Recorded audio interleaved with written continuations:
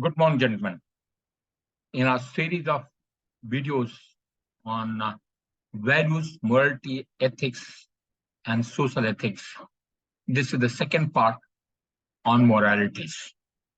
We did have some discussion on values, what are values, and what are the different types of the, and we ended up with telling that they are extrinsic values and intrinsic value. Having seen that now, let's come back to morality. What are we call moral values and naitik mulya. This is what we keep on talking about it. Okay. What are when you talk about the moral values are relative values that protect life and are respectful of dual life value of self and others. So when you talk about moral value, it's not you. You don't matter at all. That becomes selfish. It is you and people in and around you. That's why we call it a relative values. It others also matter, then only it is moral value. Other it has no moral value at all. If I'm alone and there's no one looking at me, there's no morality involved into it. One thing is common in all moral values like truth, freedom, charity are, when function correctly, they're life protecting or life enhancing for all. It is not alone. But they are still relative values. Because I cannot, when we have gone for war, it is our men which becomes important, not the enemies who are there to conquer my land, who are there to create a problem for my people. Okay, so our relative moral values must be constantly examined to make sure that they are always perform the life protecting mission that we have we are trying to achieve. We always talk of vision and mission. Mission is a short term.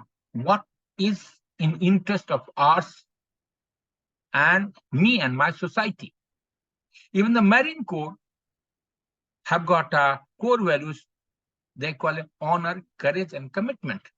But gentlemen, courage can be foolhardy, foolishness. You try and go in front of enemy and get shot.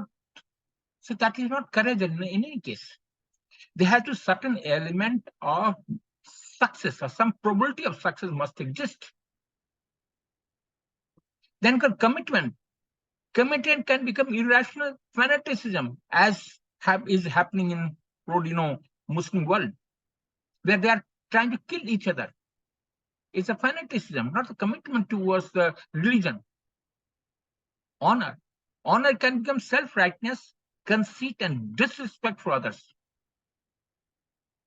Okay. Our enemies have also got their own standard of honor. They have got courage and they are surely committed. That's why they are fighting. Okay. So what is that which segregate us from them? Look at it. There's a distinct difference between Indian Army and Pakistan Army. That is in terms of moral values. Respect for universal life values sets us apart from our enemies. The morality came from the word moralitas. That means manner, character, proper behavior. It is a differentiation of intention, decision, action between those that are good and those that are not so good or probably wrong. It is an intriguing and involving construct. Moral values are governed by a number of biological and socio-cultural religious underpinnings.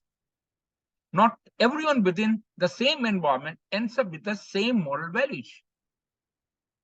Even two brothers and sisters having in the same family will have different moral values. Why? So that is what we must have to understand.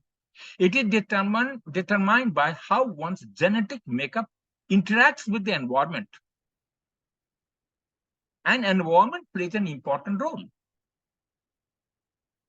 The famous पंक्ति is जो कुछ गंधी देत नहीं तो भी बास Subhash.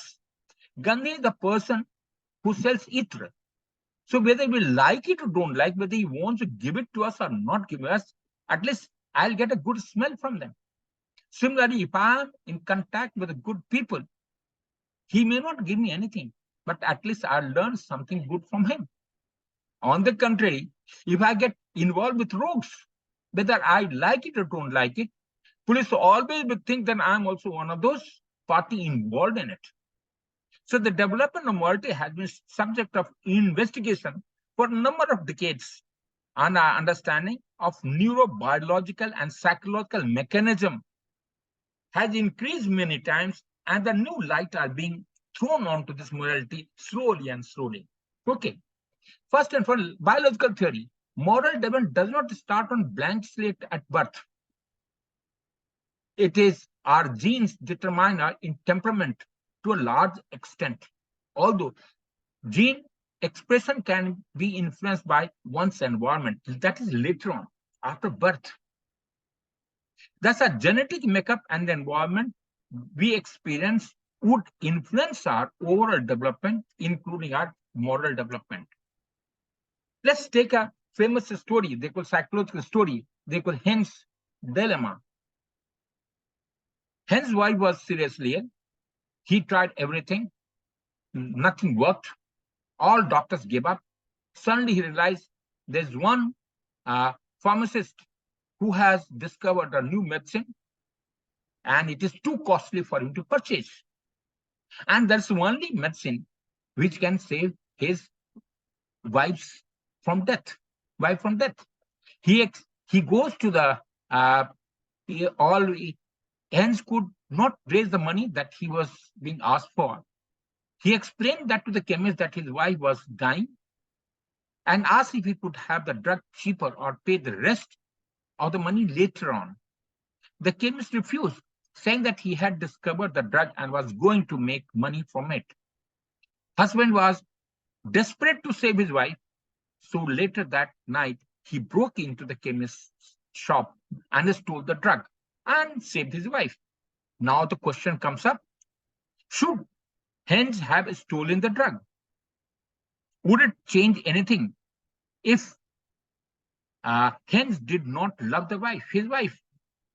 What if the person dying was a stranger, not his wife? Would he have undertaken the theft as in this case? Should the police arrest the chemist for murder of if the woman died? So they are the questions which are asked. This is what is the dilemma. Today, they are talking about cognitive theory. Jean Piaget and Lawrence Kohlberg have shown that moral development during child occurs in stages. It is mirrored by the cognitive change in the child's brain. Present theory of neurons are, no, you must have gone in front of a bandar ki bhi jao, and he is trying to ape you. You try and do something, and this is what he is going to do. So that is called mirroring. Piaget explained the genetic epistemology, attempts to explain knowledge, especially the scientific knowledge, based on its history, its sociogenesis, and especially the psychological origin of the notions and operations upon which it is based on. Piaget had the theory divided morality in two parts. He called heteronomous morality and autonomous morality. Heteronomous morality means in which children are able to see rules as fixed and dictated by authority. If you study, you will get toffee. If you don't study, probably get beaten up, maybe one. So rewards and punishment dictate one's action. Autonomous morality in which they are able to move beyond consequences and able to see morality as linked to the intention that rules are flexible. Okay. So Kohlberg further developed Piaget's theory and described stages of moral development that depend on Piaget's stage of cognitive development. Kohlberg described three major levels of moral development that were each further subdivided in two stages, which will show you in the next slide. There's a total of 6 stages of moral development takes place. 3 levels are pre-conventional, conventional, and post-conventional morality. Pre-conventional morality stage is essentially the morality possessed by preschool children and is focused on avoiding punishment and obtaining reward. Morality in conventional stage focuses on the notion of mutual benefit, social conformity, following law and order. And post-conventional stage focuses on general internalized moral principles. Colbert used moral dilemma to investigate the moral reasoning of individuals, and he focused on individual thinking process rather than the content. So the three stages are pre-conventional stage, it's further divided into two, obedience and punishment orientation. How can I avoid punishment? That is how the child thinks. Then comes self-interest orientation. What is in it for me? Would I be benefited or not? If I get benefited, what is the price am I going to pay for it? Then conventional stage, interpersonal accord and conformity. That is social norms. Probably if I do this, I will be part of the group and also play cricket along with them. That's how the conventional comes into play. The good boy, good girl attitude, that I want everyone to tell me I'm a good boy and good girl. Authority and social order maintain orientation, law and order morality. Law and order morality. And third stage, the post-conventional stage, is a social contract orientation. You behave well, I'll also behave well. It is like marriage of convenience. Universal ethical principle, principled conscience. So some people are very principled and rigid. We call them, anytime we call them rigid as well. So the key terms which Carol Gillinger has come, they call conventional morality. That is the second stage, we are just not talk about it. And at this stage, moral reasoning focuses on having the approval of others. That is, at the convince everyone. Morality of care. This is the form of morality in which the individual emphasizes the importance of compassion and human well-being when deciding what is morally acceptable. Morality of justice. This is the form of morality in which individual emphasizes the importance of law and moral principle when deciding what is morally acceptable. Peers, children of approximately the same age as a given child. Post-conventional morality, the third level of morality, we have talked about it. At this level, moral reasoning focusing on justice and the need for others to be treated in a respectful way. Pre-conventional, that we had talked about earlier, the very first stage, moral development. At this stage, moral reasoning focuses on rewards and punishment for good or bad action. Okay. Now, lastly, there's another psychological story they call mole and porcupine and moral conflicts, which is every time with us throughout our life.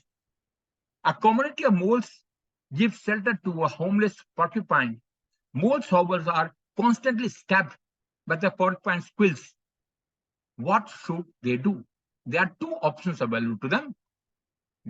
Dilemma as a conflict between claims and perspective called justice-based perspective.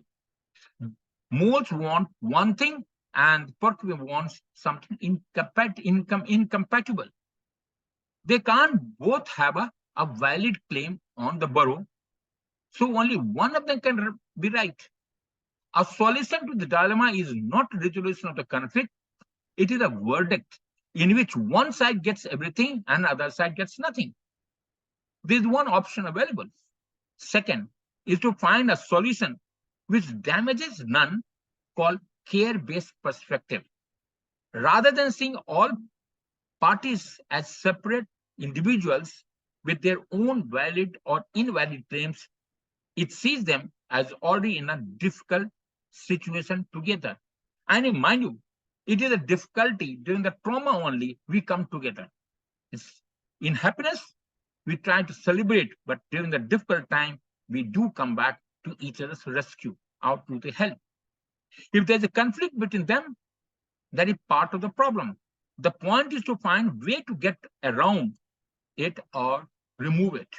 This perspective starts from the particular case and actual people within it and hopes to find a solution that will not damage anyone.